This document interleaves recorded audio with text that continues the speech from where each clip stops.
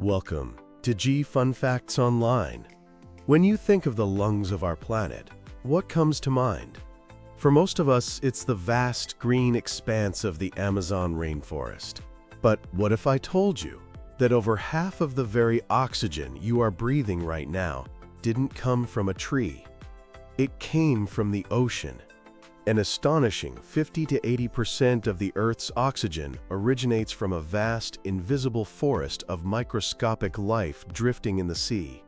This process, marine photosynthesis, is a fundamental life support system for our planet. And for the first time in history, thanks to a technological revolution, we can now monitor this planetary heartbeat in near real time, giving us an unprecedented view into the health of our world. Today, we're diving deep into the ocean's lungs. The term is a powerful analogy, but the reality is even more staggering. The oxygen production isn't from whales or fish, but from phytoplankton. These are microscopic, single-celled plants that are so numerous, a single can of seawater can contain up to 100 million of them. Individually, they are invisible. Collectively, their impact is monumental.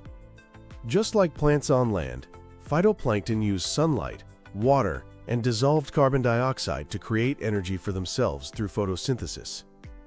The byproduct of this process is oxygen. This forms the absolute foundation of the marine food web. Everything from tiny zooplankton to the great blue whales depends, directly or indirectly, on this primary production. The sheer scale is hard to comprehend. Every year, these tiny organisms collectively fix between 100 and 115 billion tons of carbon into biomass, but their importance goes far beyond just producing oxygen and food. Phytoplankton are a critical part of the Earth's climate regulation system. They act as a giant, biological carbon pump. As they absorb CO2 from the atmosphere for photosynthesis, they are effectively pulling greenhouse gases out of the air. When these phytoplankton die, or are eaten, a portion of their carbon-rich bodies sinks down into the deep ocean. This organic matter can become trapped in the depths and sediments for centuries or even millennia. This natural carbon sequestration service is a vital buffer, slowing the buildup of CO2 in our atmosphere from human activities. However, this delicate, life-sustaining balance is under threat. Climate change is warming the oceans. Pollution is introducing harmful substances, and increasing CO2 levels are making the water more acidic. A 2025 study published in Nature Climate Change revealed a concerning trend: a weak but statistically significant decline in global marine photosynthesis between 2003 and 2021.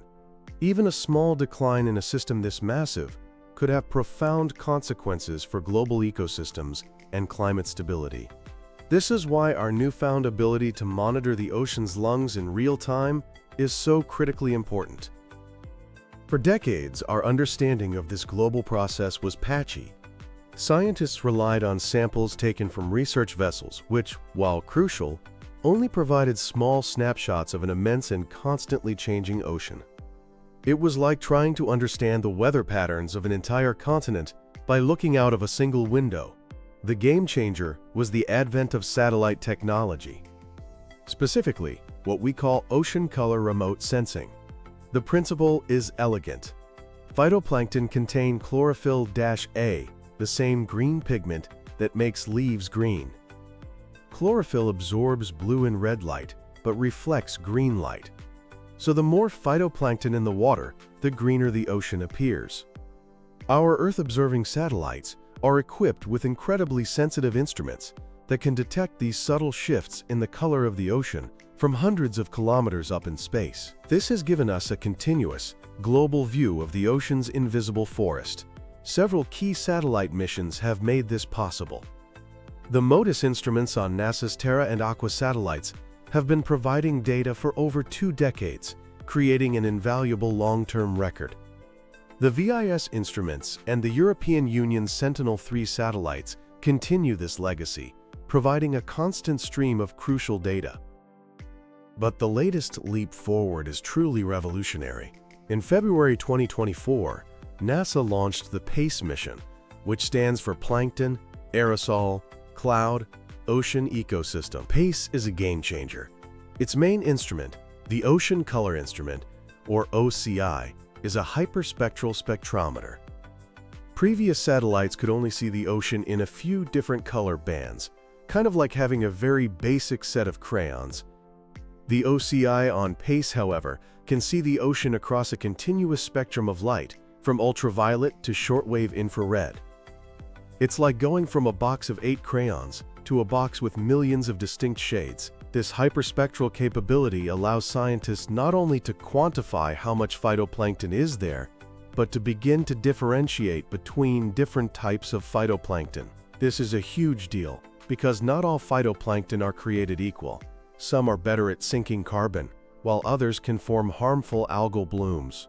PACE provides this data with daily global coverage, in near real time, allowing us to watch blooms develop and react to environmental changes as they happen.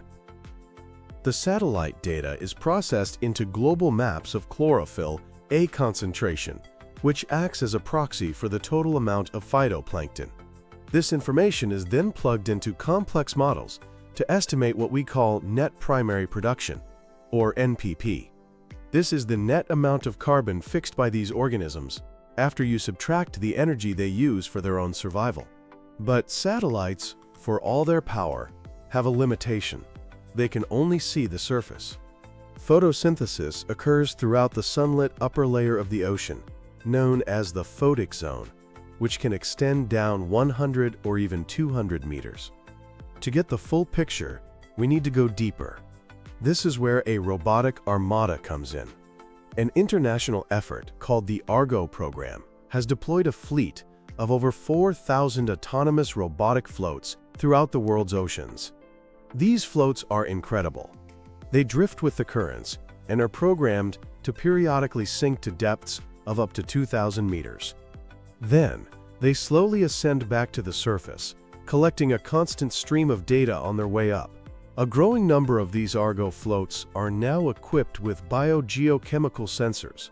They can directly measure dissolved oxygen, which tells us about the rates of photosynthesis and respiration. They measure chlorophyll concentration at different depths, giving us a 3D picture of phytoplankton distribution that satellites can't provide.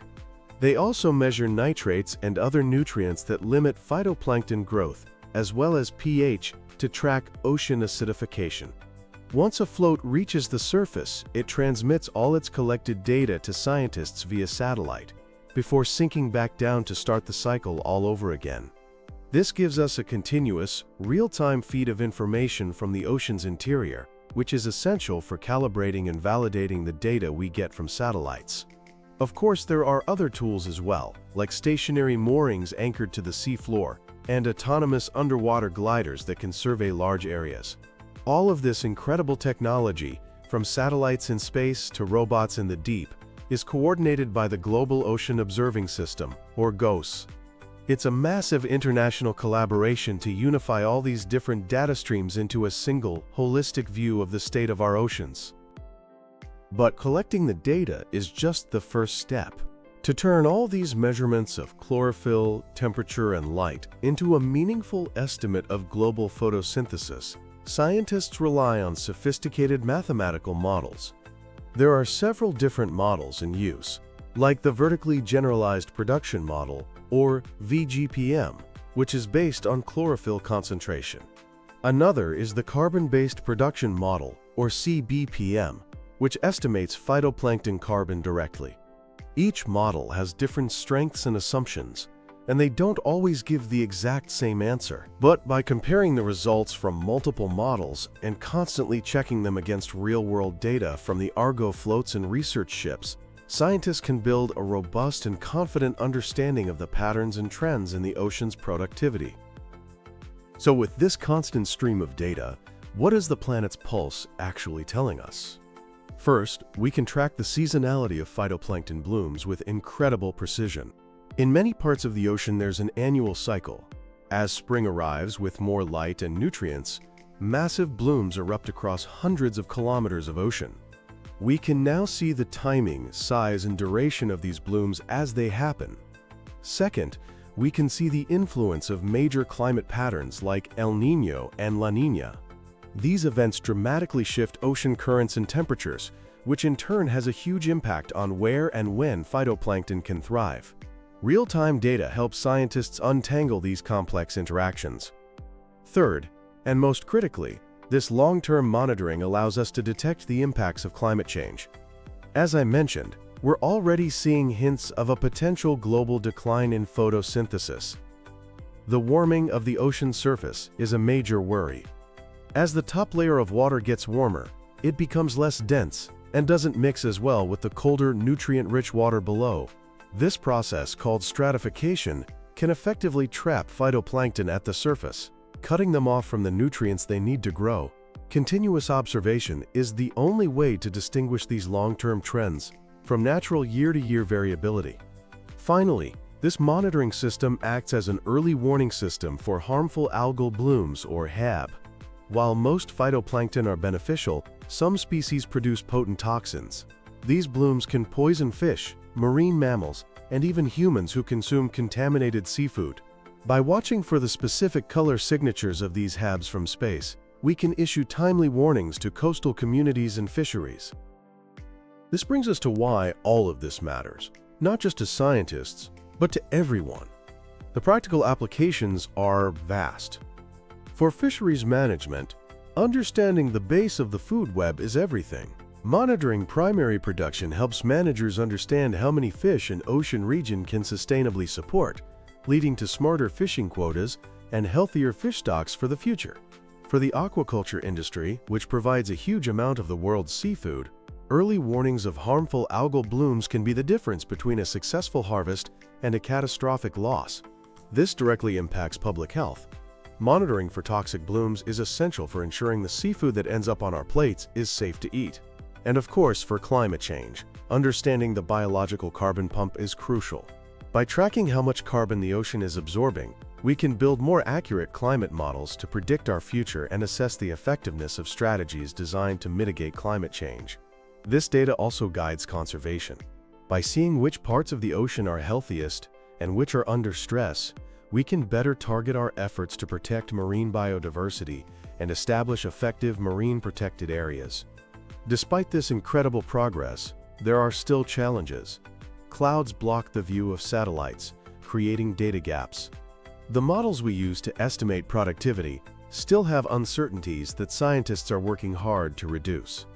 And monitoring the complex coastal zones where sediments and river runoff complicate the picture is particularly difficult. Perhaps the biggest challenge is ensuring sustained long-term funding for these global observing systems. Understanding climate change requires decades of continuous, unbroken data. But the future is bright. The ongoing PACE mission is pouring in a torrent of unprecedented data. New sensors and autonomous platforms are constantly being developed. The integration of all these data sources is leading to an ever more complete and accurate picture of the ocean's lungs. Keeping our finger on the pulse of this vital planetary process is a testament to human ingenuity and our ability to collaborate on a global scale.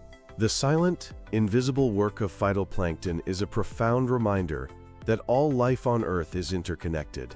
It reminds us of our urgent need to understand and protect this precious, life-sustaining resource that quietly gives us every other breath we take.